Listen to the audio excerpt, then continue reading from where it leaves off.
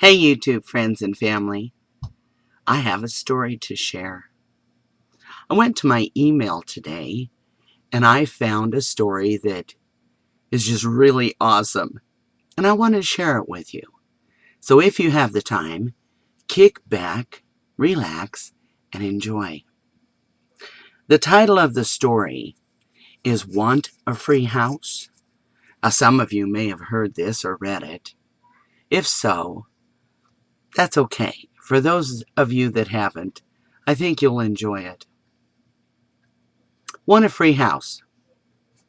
I was in my neighborhood restaurant this morning and was seated behind a group of jubilant individuals celebrating the coming implementation of the health care bill. I could not finish my breakfast. This is what ensued. They were a diverse group of several races and both sexes. I heard a young man exclaim, "Isn't Obama like Jesus Christ? I mean, after all, he is healing the sick." A young woman enthusiastically proclaimed, "Yeah, and he does it for free. I cannot believe anyone would think that a free market wouldn't work for health care." Another said, The stupid Republicans want us all to starve to death so that they can inherit all the power. Obama should be made a saint for what he did for those of us less fortunate." At this, I had more than enough. I arose from my seat, mustering all the restraint that I could find, and approached their table. "Please excuse me. May I impose upon you for a moment?" They smiled and welcomed me to the conversation. I stood at the end of their table, smiled as best as I could, and began an experiment. "I would like to give one of you my house. It will cost you no money, and I will pay for all the expenses and taxes for as long as you live there. Anyone interested?" They looked at each other in astonishment. "Why would you do something like that?" asked a young man. "There isn't anything for free in this world." They began to laugh at me, as they did not realize this man had just made my point. "I am serious. I will give you my house for free, no money whatsoever. Anyone interested?" In unison, a resounding "Yeah" filled the room. "Since there are too many of you, I will have to make a choice as to who receives this money-free bargain." I noticed an elderly couple was paying attention to the spectacle unfolding before their eyes, the old man shaking his head in apparent disgust. "I'll tell you what, I will give it to the one of you most willing to obey my rules." Again they looked at one another, an expression of bewilderment on their faces. The perky young woman asked, "What are the rules?" I smiled and said, "I don't know. I have not yet defined them. However, it's a free home that I'm offering you." They giggled amongst themselves. Then the youngest of which said, "What an old coot. He must be crazy to give away his home. Go take your meds, old man." I smiled and leaned into the table a bit further. "I am serious. This is a legit offer." They gasped at me for a moment. "I'll take it, you old fool. Where are the keys?" boasted the youngest among them. "Then I presume you accept all of my terms then?" I asked. The elderly couple seemed amused and entertained as they watched from the privacy of their table. "Oh, yeah, Yeah. Where do I sign up? I took a napkin and wrote, I give this man my home without the burden of financial obligation, so long as he accepts and abides by the terms that I shall set forth upon consummation of this transaction. I signed it and handed it to the young man, who eagerly scratched out his signature. Where are the keys to my new house? He asked in a mocking tone of voice.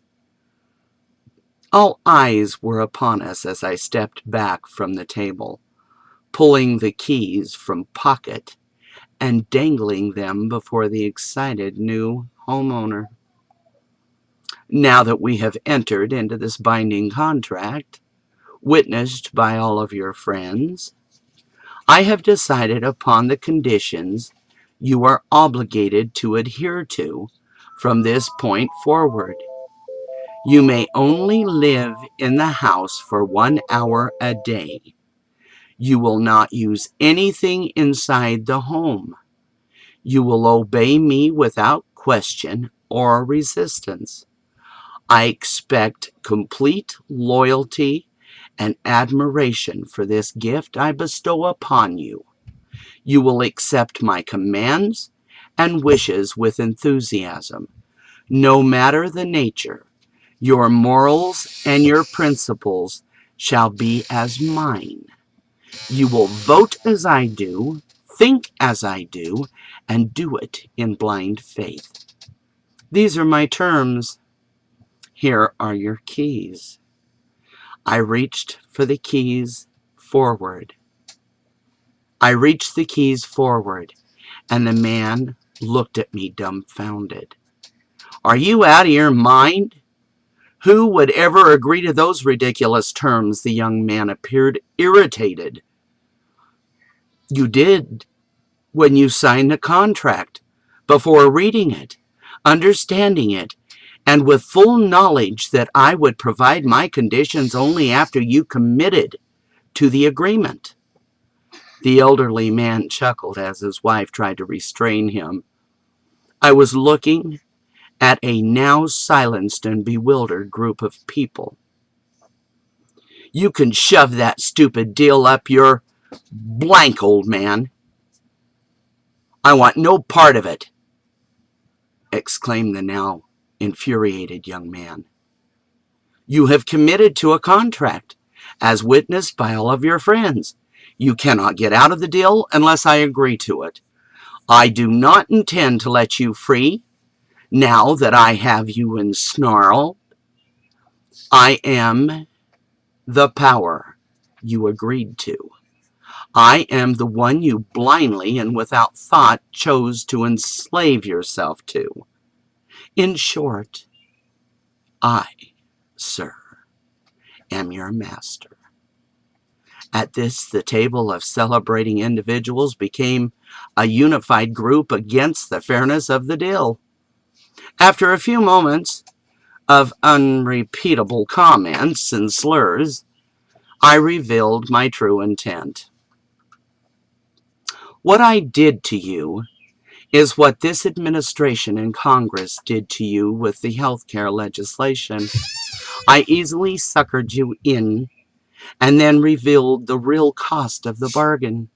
Your folly was in the belief that you can have something you did not earn, and for that which you did not earn, you willingly allowed someone else to think for you. Your failure to research, study, and inform yourself permitted reason to escape you. You have entered into a trap from which you cannot flee. Your only chance of freedom is if your new master gives it to you. A freedom that is given can also be taken away. Therefore, it is not freedom at all. With that, I tore up the napkin and placed it before the astonished young man. This is the nature of your new health care legislation.